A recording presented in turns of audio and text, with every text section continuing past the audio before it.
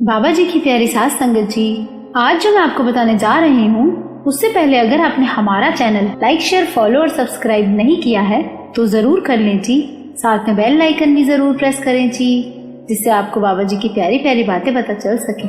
वो कहते हैं ना, मेरी हैसियत से ज्यादा मेरी थाली में तूने परोसा है, तू लाख मुश्किलें भी दे दे मेरे मालिक, मुझे तुझ पे पूरा भरोसा है।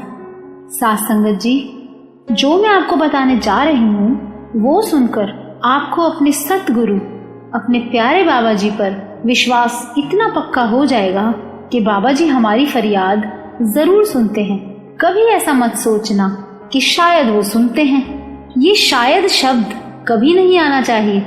सास संगत जी, अब जो मैं आपको बताने जा रही हूँ वो एक एक शब्द सुनने वाला है। अगर वो पूरा नहीं सुना तो बाद में बहुत पछताना पड़ेगा। तो सास संगत जी, ये वीडियो पूरा सुने जी। भरोसे वाली घटनाएं तो हम अक्सर सुनते रहते हैं, पर ये जो अभी हाल ही में घटी सच्ची घटना मैं आपको बताने जा रही हूँ वो सुनकर आपकी आंखों से बाबा जी के प्यार वाले आंसू ना आ जाएं तो कहना। एक आदमी था, रात का समय था, यही कोई रात के 12 साढ़े 12 बजे थे। अब उस आदमी को नींद नहीं आ रही थी, पर मन बड़ा बेचैन था। समझ नहीं आ रहा था कि ये बेचैनी क्यों है।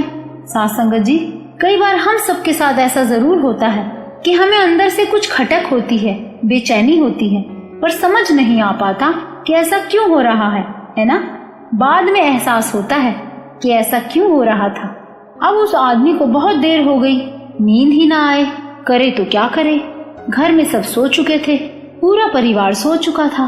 अब ये आदमी बाहर ड्राइंग रूम में आकर बैठ गया और सोच रहा है कि ये कैसी बेचैनी है। जब मन बहुत उदास हो गया तो उस आदमी से रुका ना गया, अपनी गाड़ी निकाली और उसमें बैठकर निकल गया घर से बाहर। अब गाड़ी चलाते हुए सड़कों पर घूमता रहा, 1-1.5 घंटे तक ऐसे ही घूमता रहा। अब रात के 2:30-3 बज गए तो उसकी नजर रास्ते में गुरुद्वारे पर पड़ी, तो सोचने लगा थोड़ी देर यहीं गुरुद्वारे में बैठ जाता हूँ, थोड़ी शांति मिल जाएगी। अब गुरुद्वारे के अंदर गया, मत्था टेका तो देखता है कि गुरुद्वारे में अभी कोई संगत भी नहीं है, हल्की लाइट जली हुई थी। माथा टेक कर एक कोने में आके बैठ गया। जैसे ही बैठा उसकी नजर दूसरे कोने पर पड़ी जहाँ एक और आदमी बैठा हुआ था। अब उस आदमी ने देखा कि ये दूसरा आदमी बैठा तो है, पर उसके पास से हल्का हल्का रोने की आवाज आ रही थी। अब इस आदमी से रहा न गया तो उस रोते हुए आदमी के पास जाकर बैठ गया और उससे पूछने लगा, क्या हुआ भाई, क्यों उदास हो, मुझे अपनी परेशानी बताओ। अब वो आदमी जो रो रहा था गरीब भी बहुत था, जो कि उसके कपड़ों से ही पता चल रहा था कि वो गरीब है। अब वो गरीब उस आदमी से कहने लगा कि मेरी बीवी हॉस्पिटल में एडमिट है और डॉक्टर ने उसको ऑपरेशन बता दिया है, और ये भी कहा कि अगर सुबह तक पैसे नहीं जमा करवाए तो अपनी बीवी को हॉस्पिटल से ले जाना, ये कोई अनाथ आश्रम नहीं है। सास संगत जी, ये सच्ची घटना, हाल ही की घटी घटना है कि कैसे मालिक सुनता है। वो गरीब फिर बोला, मैं बहुत गरीब हूँ, कोई रास्ता नहीं दिखाई दे रहा था, इसीलिए बाबा जी के सामने अपना दुख लेके गुरुद्वारे आया हूँ। कौन है मेरा इनके सिवा और किससे मांगू, किसी से मांग मैं सकता नहीं, गरीबी में कोई दोस्त यार होता नहीं, एक मेरे सच्चे पातशाह ही मेरे सच्चे दोस्त हैं। अब ये गाड़ी वाला आदमी बहुत अमीर था। इसने इस गरीब आदमी से पूछा कि ऑपरेशन और सारे इलाज के लिए कितने पैसे चाहिए, तो उस गरीब आदमी ने बता दिए जितने चाहिए थे।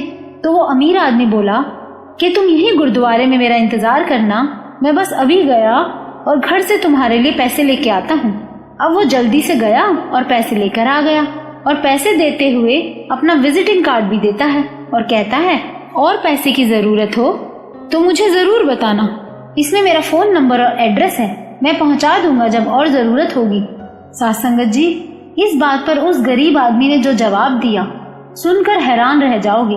अब वो गरीब आदमी उस अमीर आदमी से बोला, कार्ड की जरूरत नहीं, मेरे पास एड्रेस है। तो वो अमीर आदमी हैरान हुआ और कहने लगा, मेरा एड्रेस और तुम्हारे पास कैसे, किसने बताया?